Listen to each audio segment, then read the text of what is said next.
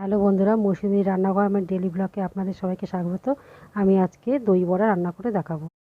ভিজে রাখা বিট ডালটা মিক্সির মধ্যে দিয়ে পেস্ট করে নিলাম। এবার নুন দিলাম, দিয়ে ভালো করে ওটাকে ফেটানো হবে, তাহলে বড়াটা খুব ভালো হয়। বন্ধুরা, এবার কড়াইতে তেল দিলাম। এবার চিনি আর নুন দিয়ে এবার একটা তৈরি করে রাখলাম। বড়া ভাজার পর ওটাকে ভিজিয়ে রাখবো।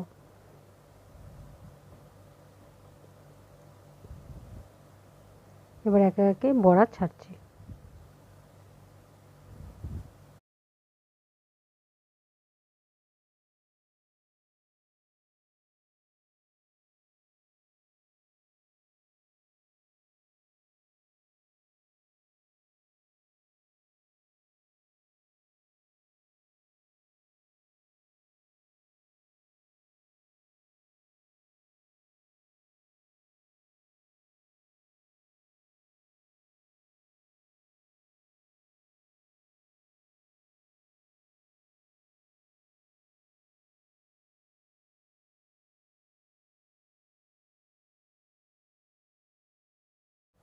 এবার বড়াটা ভাজা ভাজা করে এবার তুলে নেব গোল্ডেন ব্রাউন হয়ে গেলে।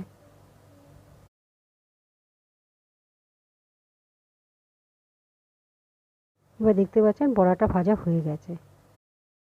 নুন চিনির যে জলটা মিশ্রণ করে গেছিলাম ওর মধ্যে বড়াটা ভিজিয়ে রাখবো। এবার দইটা ফেটাচ্ছি, ভালো করে ফেটিয়ে নিতে হবে দইটা।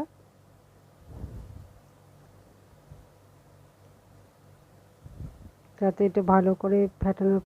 এবার নুন দিলাম,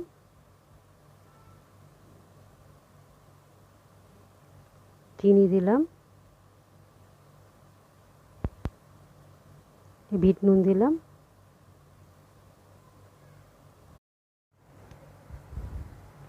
ভাজা মশলা দিলাম।